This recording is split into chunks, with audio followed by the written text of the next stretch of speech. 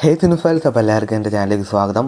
നമ്മുടെ നിവിൻ പോളിയുടെ അടുത്തായിട്ട് ഡയറക്റ്റായിട്ട് ഒ ടി ടി റിലീസ് ചെയ്യുന്ന സിനിമയാണല്ലോ ഫാർമ.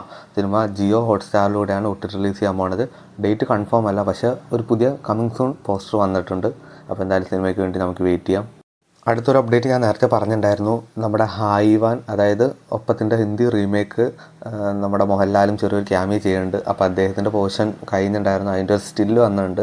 മോഹൻലാലും അങ്ങനെ ആ കഥാപാത്രമായിട്ടുള്ള അന്ധനായിട്ടുള്ള കഥാപാത്രം തന്നെയാണ്. മിക്കവാറും ഫ്രണ്ടായിട്ട് എന്തായാലും നമുക്ക് കൃത്യമായിട്ട് അറിയില്ല. എന്തായാലും നമ്മുടെ മലയാളത്തിലെ മോഹൻലാലിൻ്റെ വേഷം ഇത് ചെയ്യാൻ വേണ്ടത് സെയ്ഫ് അലി ഖാനാണ്. മോഹൻലാലിൻ്റെ ചെറിയ ക്യാമിയോ ഉണ്ടാവും. എന്തായാലും നമുക്ക് പടത്തിന് വേണ്ടി വെയിറ്റ് ചെയ്യാം. അടുത്ത അപ്ഡേറ്റ് നമ്മുടെ മലയക്കോട്ടെ വാലിബിനെ പറ്റിയാണ്. സിനിമ നമ്മുടെ മലയാളികൾ അങ്ങനെ ഏറ്റെടുത്തില്ല എങ്കിൽ പോലും എൻ്റെ ഒരു ഫേവറേറ്റ് ചിത്രം തന്നെയാണ്. അങ്ങനെ ഈ സിനിമയുടെ ജപ്പാൻ പതിപ്പ് അങ്ങനെ റിലീസ് ചെയ്യാൻ പോണു. അടുത്ത വർഷം 2026 ജാനുവരി 17 ജപ്പാൻ പതിപ്പ് റിലീസ് ചെയ്യുന്നു. നമ്മുടെ സമ്മർ ഇൻ ബദലേഹം എന്ന സിനിമ അങ്ങനെ 4K റീമാസ്റ്റർ ചെയ്ത പതിപ്പ് തിയേറ്ററിൽ എത്തുകയാണ്. അടുത്ത മാസം ഡിസംബർ 12 സിനിമ റിലീസ് ചെയ്യുന്നത്. നമ്മുടെ മമ്മൂട്ടിയുടെ റിലീസ് സിനിമകളൊന്നും അങ്ങനെ വിജയിക്കുന്നില്ലല്ലോ. അത് അദ്ദേഹത്തിൻ്റെ എൻജോയിങ് മൂവീസൊന്നും അവർ കൂടുതൽ ഇറക്കാത്തതുകൊണ്ടാണ്. അതപ്പോൾ ഫാൻസിൻ്റെയും ഇതൊക്കെ പ്രമാണിച്ച് അങ്ങനെ അവർ കൺസിഡർ ചെയ്ത് നമ്മുടെ മായാവി എന്ന സിനിമ അങ്ങനെ 4K റീമാസ്റ്റർ ചെയ്ത് വരാൻ പോണു. അപ്പോൾ എന്തായാലും ഈ സിനിമ അതായത് നമ്മളൊരു കിടിലൻ എൻ്റർടൈൻമെൻ്റ് ആണ്.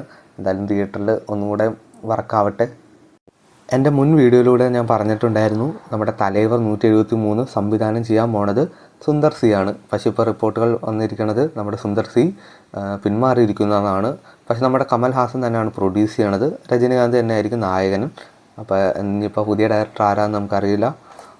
നമ്മുടെ വിലായത്ത് ബുദ്ധ എന്ന സിനിമയുടെ ട്രെയിലർ ഇന്നലെ റിലീസ് ചെയ്തിട്ടുണ്ടായിരുന്നു. നമ്മുടെ ലുലുവിലായിരുന്നു അതിൻ്റെ ട്രെയിലർ ലോഞ്ച് ഇവൻറ്റ്. പിന്നെ ഓൺലൈനായിട്ട് റിലീസ് ചെയ്തിട്ടുണ്ടായിരുന്നു. ടീസറിനേക്കാളും മികച്ചൊരു ട്രെയിലർ കട്ട് തന്നെയാണ്.